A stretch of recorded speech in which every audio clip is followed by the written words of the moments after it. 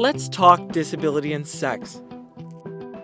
The following video touches on sensitive topics and may not be suitable for all audiences. The views expressed in this video may not be reflective of those held by Holland Bloorview Kids Rehabilitation Hospital.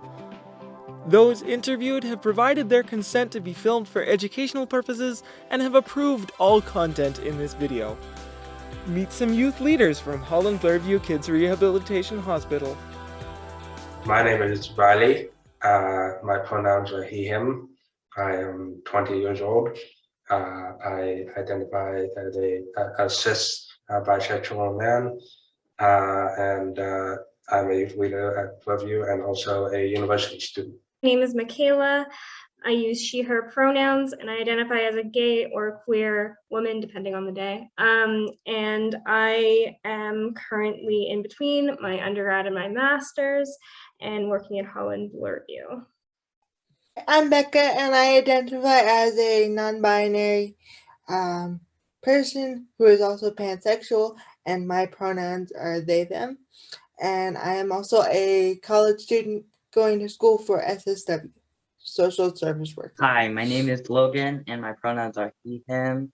I'm a recent graduate from my MSW, so Masters of Social Work, and I identify as a trans straight man that has both medically and socially transitioned. My name is Alex. I use her pronouns. I identify as a gender straight woman, and I am a college student at a university transfer program. What does sexuality mean to you? The first thing that comes to mind when I hear the word sexuality is this kind of feeling of fear.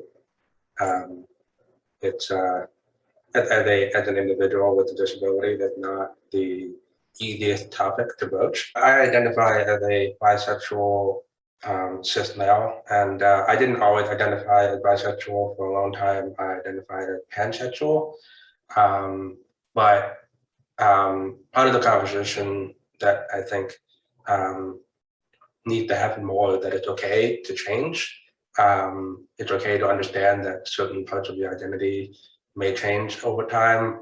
The issue of making sure that people recognize that I have sexuality and autonomy, and just sort of my identity coupled with the fact that people don't always recognize disabled folks as sexual beings in general.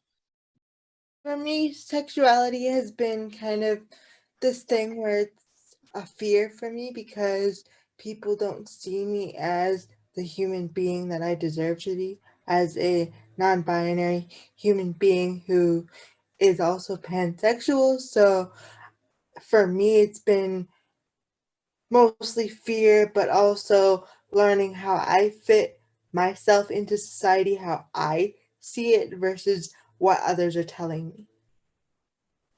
One word that comes to mind is exploration, and what I mean by that is like I consider myself my gender identity is I'm a trans guy, but I consider myself straight.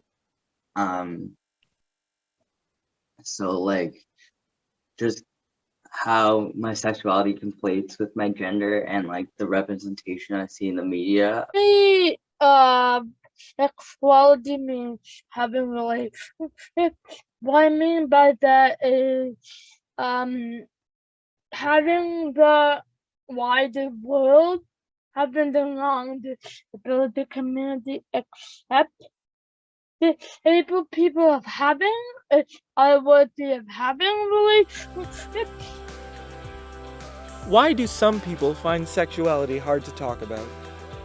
So I think that conversation is made difficult. A lot of it because of stigma, and I think that stigma exists not only from a history of dehumanizing people with disabilities and the lack of action towards addressing that history, But I mean, we also see like in our education system that we don't really address people with disabilities in our sex education classes and whatnot. What I see as a major barrier is attitudinal, and I think it's compounded by the fact that there's a lack of education about how disability and sexuality intersect across our society. So when there's this lack of education that reaches not only that, it doesn't reach disabled people, it also doesn't reach non-disabled people, and that creates a situation where there's such a lack of education that the idea of discussing sexuality or being aware of sexuality in relation to disabled people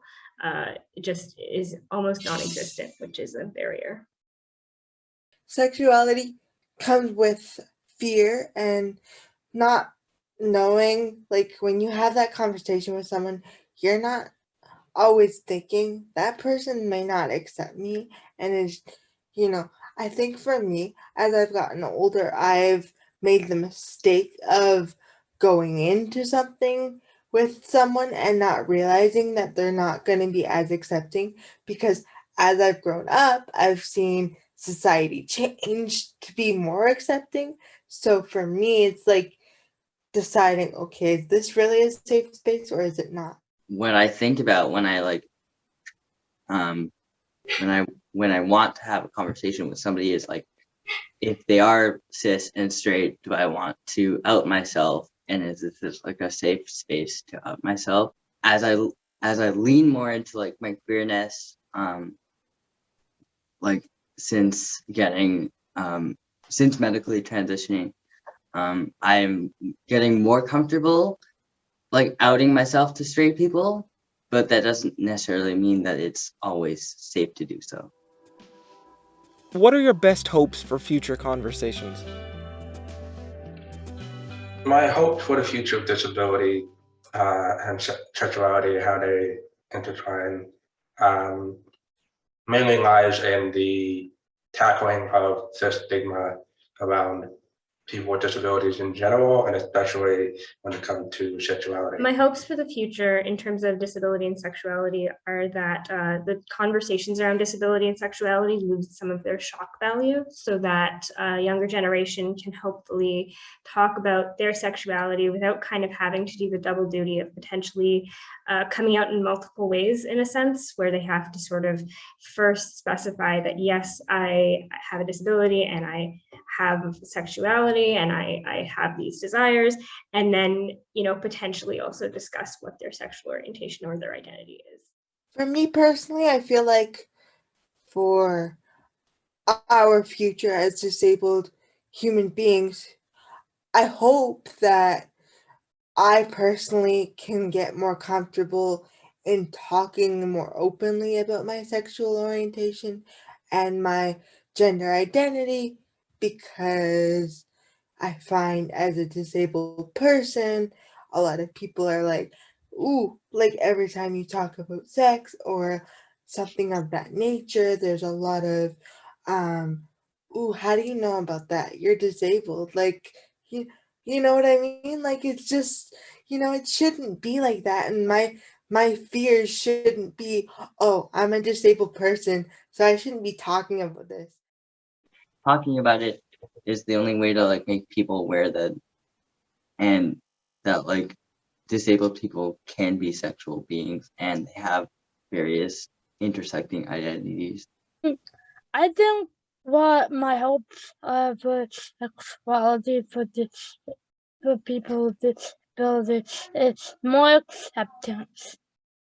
Hoping that everyone will accept people with disability in relationships more, and hoping that we see more of us in relationships, because that's the number one fear of people with disabilities, that they're not worthy of relationships. The creation of these videos was made possible by the Social Science and Humanities Research Council of Canada, the Promoting a Future of Inclusive Healthy Lifestyles for Everyone Lab at the Bloorview Research Institute, and the Kimmel Family Opportunities Fund through the Holland Bloorview Kids Rehabilitation Hospital Foundation. This video was created by Holland Bloorview Kids Rehabilitation Hospital, led by the Profile Lab, part of the Bloorview Research Institute, and Evidence to Care, part of the Teaching and Learning Institute.